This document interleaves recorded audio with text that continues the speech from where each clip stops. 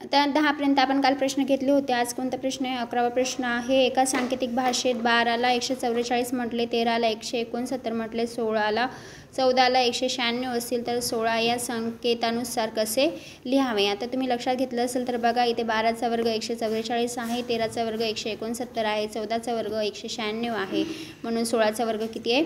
256 आहे. ठीक आहे. त्याच्यानंतर 12व्या प्रश्नात एका सांकेतिक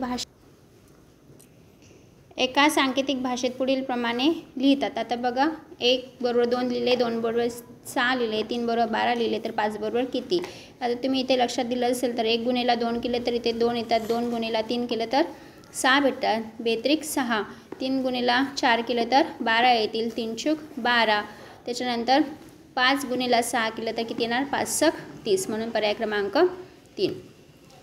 13 दिले. एका सांकेतिक भाषेत महाराष्ट्र हा शब्दासाठी 67, 89 हे अंक वापरले आहेत, तर पती या शब्दासाठी 12 हे अंक वापरले, तर राष्ट्रपती या शब्दासाठी कोणते अंक वापरलेले असतील? आता महाराष्ट्रासाठी काय वापरलं आहे? 67. आता शेवटी राष्ट्रासाठी जे वापरले ते 89 आहे, म्हणजे इथे येतील 89. ठीक आहे. पहिला अंक जो आहे तो आपला काय येणार? 89. नंतर पती या शब्दासाठी पती या शब्दासाठी 12 वापरले, म्हणून काय येणार? 12. किती झाले? 89, 12. तर कुठे? पर्याय क्रमांक 3. जवान हा शब्द 123, महान हा शब्द 543, कमान हा शब्द 673, तर महाजन या शब्दासाठी कोणते अंक वापरलेले आहे? ते बघा, महाजन म कुठे? तर म साठी 5 वापरलेला आहे.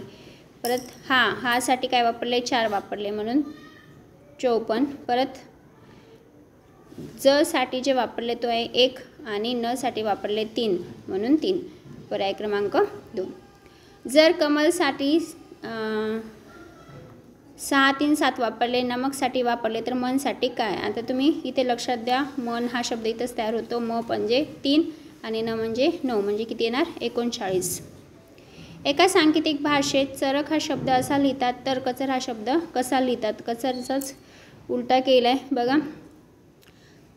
क साठी वापरले इथे त्रिकोण, नंतर क साठी वापरला आहे त्रिकोण, र साठी वापरला आहे र साठी वापरला आहे सर्कल, सॉरी दुसरा आपलं च साठी वापरलं आहे प्लस त्रिकोण, नंतर प्लस येणार, नंतर र येणार, र साठी वापरला आहे सर्कल.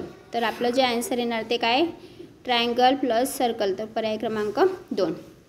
सुमनसाठी 4, 5, 6 सुवासाठी वापरले, तर वामनसाठी काय? तर आता वा जे आहे ते इथे सापडणार आहे. वासाठी जो अंक वापरला आहे तो कोणता आहे? 7. ठीक आहे, 7. परत म साठी जो अंक वापरला आहे तो आहे 5 आणि न साठी जो अंक वापरला आहे तो आहे 6, म्हणजे किती येणार? 756. तर पर्याय क्रमांक 4.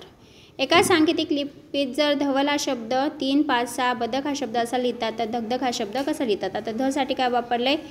3 आणि क साठी काय वापरलं आहे? तर 9. आपल्या याच्यात 2-2च अक्षर आहेत, म्हणून 3, 3, 9 काय येणार? 3, 3, 3, 9, 3, 9. पर्याय क्रमांक 4. च प्लस छ दिले 6, 7. ट प्लस प दिले 11, 21. ड ब बरोबर किती? आता तुम्ही जर लक्ष दिलं याच्यामध्ये, छ जर आपण बाराखडी वाचायला घेतली तर छ जो आहे तो किती नंबर येतो? 6 नंबर येतो. छ जो आहे तो 7 नंबरवर येतो. ट जो आहे तो 11 नंबरवर येतो. प जो आहे तो 21 नंबरवर येतो. तर ड हा किती नंबरवर येईल? 5 नंबरवर. क ख ग घ न जो आहे तो 5 नंबरवर येतो आणि ब जर काउंटिंग केलं तर टोटल तुमचा 23 नंबरवर येतो, म्हणजे पर्याय क्रमांक 3. 20 दिले, 63चे उलटे केले 36, 75चे उलटे 57, अदलाबदल केली आहे फक्त अंकांची, 85ची अदलाबदल केली 58, तर 97ची अदलाबदल काय होणार? 79. ठीक आहे.